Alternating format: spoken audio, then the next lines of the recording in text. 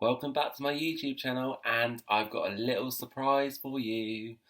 I'm going to be reading the second chapter from my book. What about that? The second chapter. So I read the first chapter as a little, like something that I wanted to do for you all, and I have decided to read the second chapter of my book. And my book is on Amazon and Kindle. So here we go. Let's find the second chapter. So Joe Stone and the Curse of Lady Malaga, Chapter 2, The Past.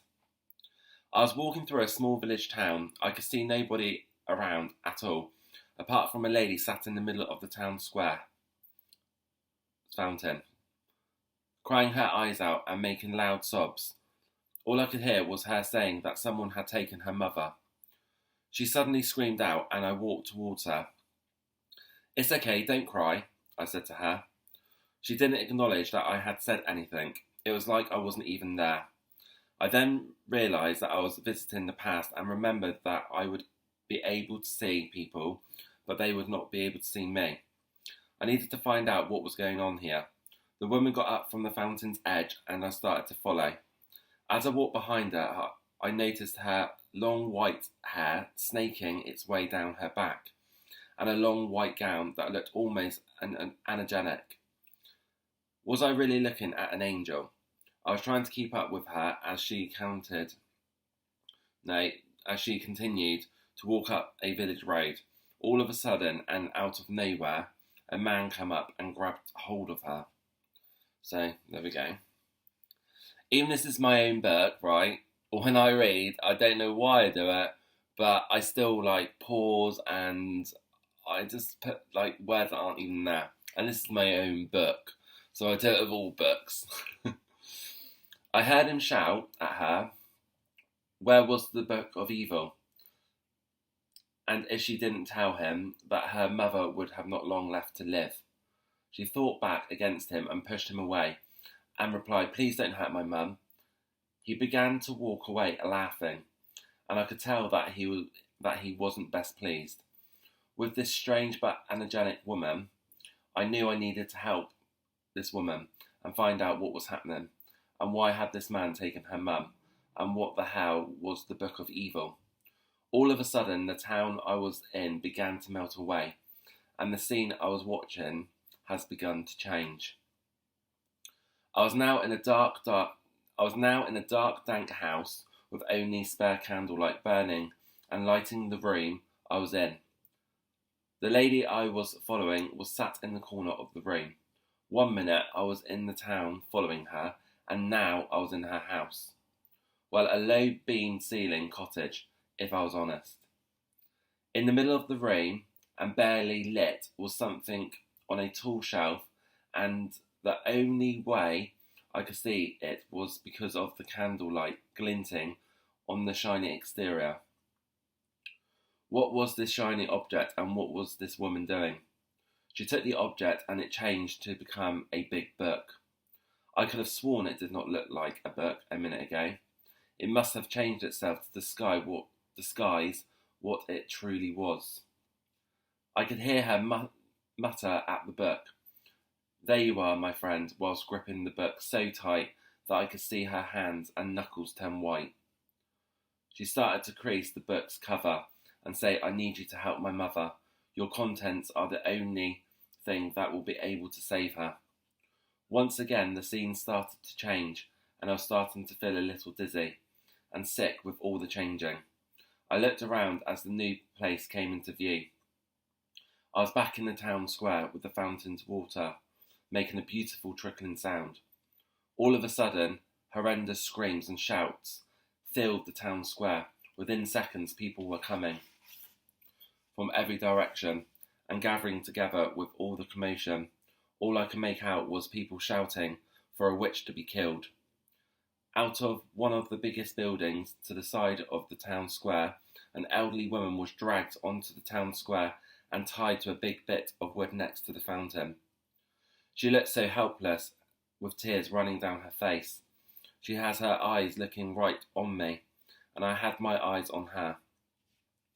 Suddenly she turned her head to the left and was looking upon the angelic woman from earlier on.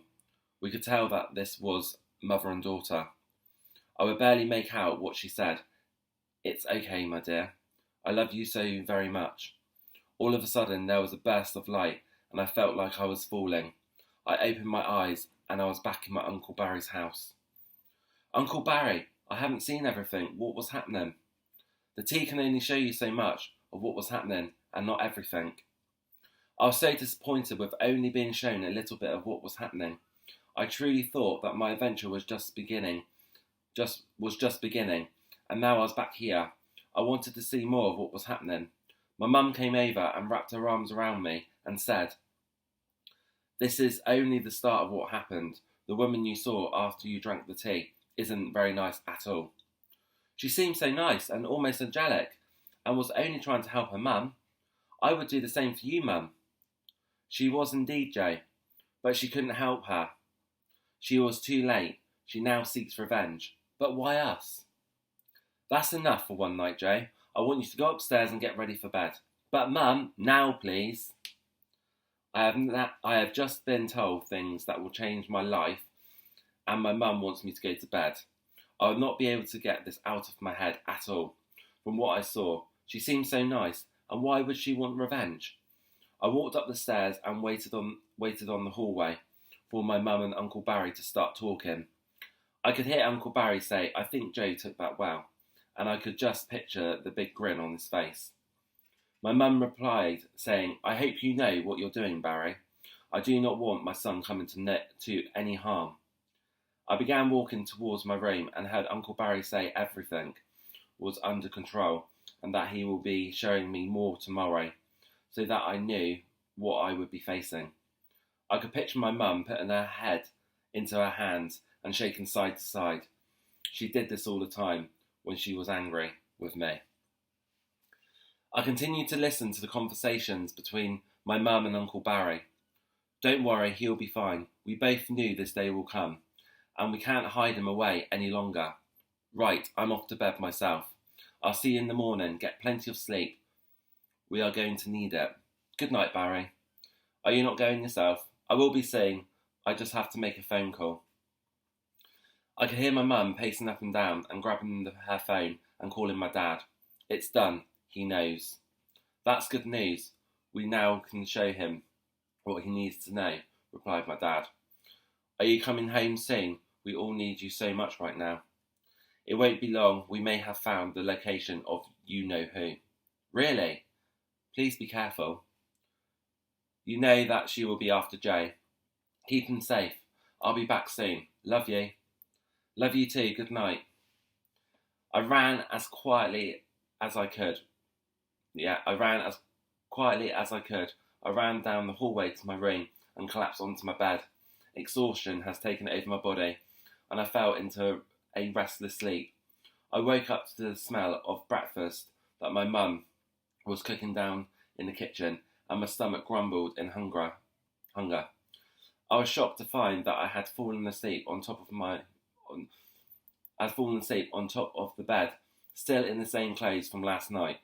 I heard my mum shout up the stairs that my breakfast was ready, and I called back down to her that I was just getting ready and that I would be down. I quickly got ready and raced down the stairs. I was a lot more hungry than I thought. I didn't know what had caused the sudden hunger, as I didn't eat much breakfast. "Do you want a cup of tea, Jay?" Mum says with a grin on her face. I started to laugh and replied, "Not the one that's red." Mum looked around at me and started to laugh, put a pot of tea on the table for me to help myself. Mum started making some eggs. "How do you want your eggs, Jay? Fried, boiled or scrambled?" Before I could even say anything, Uncle Barry shouts over towards my mum and told her to stop fussing over me. I was very shocked by his response. It's almost like he had changed overnight. He pulled out the kitchen chair and slammed his tea on the table and gave me an evil stare. "What's wrong?" I asked. "What's wrong?" I asked, with no reply. Joe, Mum says, "come here now." I went to my mum and she whispers into my ear, Barry can be like this sometimes. It's best to just leave him to it. He'll be okay in a minute. He doesn't like morning. He doesn't like mornings. Now, here, take your breakfast. I took my breakfast and started to eat, without giving Uncle Barry any eye contact. My mum's scrambled eggs on toast, slathered in butter, was the best. I took a big gulp of my tea and then went back to my toast. All of a sudden, Uncle Barry shouted, Right! And I almost jumped out of my chair as I wasn't expecting anything from Uncle Barry. You ready then, boy? Snarled Uncle Barry. Ready for what? The next part of learning the truth. I began questioning myself if I was ready to learn more of the truth. I didn't know why I was asking myself these silly questions. I already knew the answer. Hell yes. Yes, please, Uncle Barry, I answered quietly. Well, don't just sit there. Come with me. I looked over at Mum, and she had a nervous smile on her face and gave me a slight nod, and I knew that I had to follow him. Off you go now, said my mum, and I quickly hurried after Uncle Barry. I followed Uncle Barry as he led the way past the front room and out into the garden. On the other side of the garden stood a big outer building, sealed shut, with two large wooden doors. Uncle Barry unlocked the doors and pushed them open, and my mouth dropped open in amazement. It was like something out of this world. The ceiling and the walls were all gold, and down one wall there was lots of golden shelves filled with all matter of weird and wonderful things. My eyes caught onto something I instantly recognised. It can't be, can it? It was a shiny object from yesterday that I saw when I was in the past. I turned to Uncle Barry as he knew that I had saw the book. Yes, my boy, that is the book, said Uncle Barry. What? How and why is it here? At that point, I knew this wasn't good news, that the book is here. Uncle Barry made me promise that I would not tell my mum that the book was there. I knew I didn't have a choice, as he looked so angry when I had saw the book. Good lad, now let's get started, shall we? What does he mean? Does my mum know him as well as she thought she did? So much was running through my mind. But I have to let that go for now and do what I was told. Barry walked over to the book and picked it up. It started to get brighter as he walked towards me. Then all of a sudden there was the same beam of light I had seen yesterday at home. Now boy, we need to open this up. Now boy, we need to open this up. But when we do, it can be very dangerous. I didn't know what I was meant to do. Did I follow what Uncle Barry was telling me to do, or did I run and get my mum? I guessed that I should just follow instructions for now. I gripped onto the book as Uncle Barry passed it over to me, and I noticed how heavy that it was. Be careful now, boy. He was standing there looking at me with an evil stare in his eye. Well, don't just look at the book. Open it right now, shouted Uncle Barry. I was now started to worry as I didn't think Uncle Barry was okay. With a tight grip on the book, I flipped open the front cover and suddenly there was a shot of light that thrust upwards out of the book and hit the ceiling. It started to get heavier and heavier and I could not hold it any longer. Uncle Barry's face started to change and loud laughs started to echo throughout the room after escaping from within Uncle Barry. You silly boy, choked out Uncle Barry amongst the laughs. Suddenly I knew this was not Uncle Barry, this was someone else, and I had a sneaky feeling I know who it was. It was the woman from the past that I saw yesterday, but this time she was wearing a long black dress, decorated with lacing, black patterns throughout.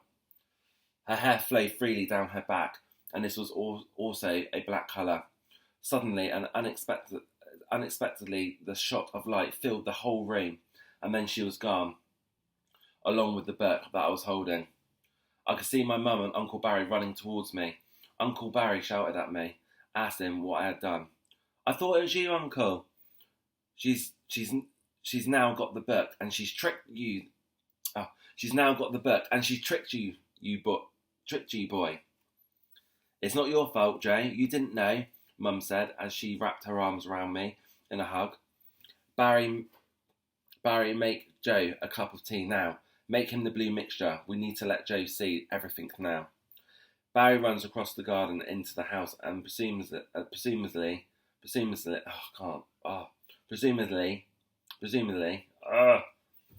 sorry, it's when I pronounce words I get mixed up sometimes. Barry ran across the garden and into the house and presumably started to make the blue tea that I would soon be drinking. I needed to know everything in this weird and wonderful adventure I was finding myself in. I think. Yeah. We made our way across the garden and into the front room. I sat down on the sofa. Again, felt myself sink into the peaceful state of mind. Uncle Barry came back into the front room with a cup of full blue tea and handed it to me. Without any hesitation, I drank the whole cup and started to feel the warmth of the tea work its way through my body. I closed my eyes and suddenly felt this intense heat. What was happening? All I could see was flames and hear a lady shouting. I knew I had returned to the same place as yesterday. The heat I was feeling stopped, and so had the shouting of the woman. I heard a different woman say that she was sorry and that she had to let her mum had let her mum down, but not to worry, as the people who had done this will pay. She sat in the town square, and the white dress that she was wearing started to change gradually into a dusty black colour. Gone was the flowing white hair she had yesterday, and in its place was a dirty black colour. She shouted across the town that she cursed everyone because of all the hatred they had caused. She turned to a man and screamed that this was all his fault and that he would pay, not with his death, but with eternal life, forever watching his loved ones and family die. You could feel the hatred coming off her in waves, and this seems to infect everything from the people around her to the trees lining the village. She was holding the book I had seen in the house yesterday and this morning in Uncle Barry's house. She opened the book and started muttering a language I had never heard. I knew this was a magic spell. As she spoke, a feeling fell over the village you could only describe as evil. This did not feel good, and I knew this was a curse. As she cast her curse, the tree leaves turned from a lush green to a dark, dingy brown and fell to the ground. The man she had cursed a moment ago shouted for her to stop, but it was too late. She turned to look at the man, and she looked so very scary. Her face has changed to a dark shade of blue-black, and from this angle I saw how truly evil a person could become. She was so upset about her mum. She was so upset about her mother, and no one in her way could stop her. The rage she has was so powerful, I don't think she even recognised herself anymore. She started to laugh and said in a voice that chilled me to the bone that everyone will be very sorry. She then thrust her hands out in front of her, and a flash of green light fired between her and the man. I shouted out in shock for the man to watch out and forgot that they could not see or hear me. By the time I had shouted out, it was too late. The green light hit the man squarely in the chest and changed shape to form a green cage that could not escape from. She laughed as she accomplished what she set out to do and moved through the town. People were rushing out of their homes to see what was happening. I shouted out again for people not to come out of their homes and for those who had to get back inside. This time she must have seen me, as she paused and looked right at me. She started to walk right at me and turned her head, so she was looking right at my face. She knew I was there and that I had nowhere to go. "You won't win with me, boy," she muttered. The town started to melt away from me, and I knew the power of the blue tea was starting to wear off.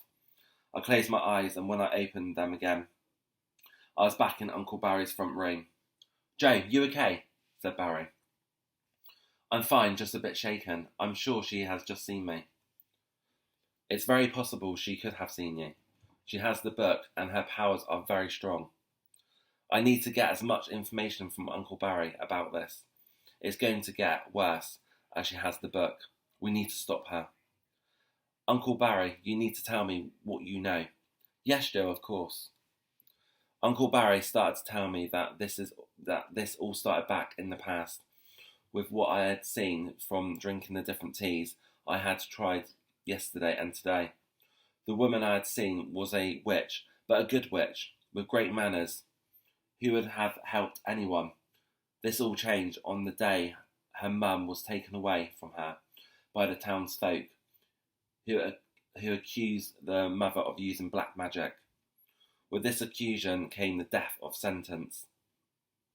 This had caused a change in the young witch. She had turned so evil that she could never and never would love again. Her heart had turned as black as her soul. But how could she be so evil, I asked. Well, Jay, are you ready to hear her story? There you go. That is chapter 2. And that's in my book, Joe Stone and the Curse of Lady Malaga. And that is out on Amazon and Kindle.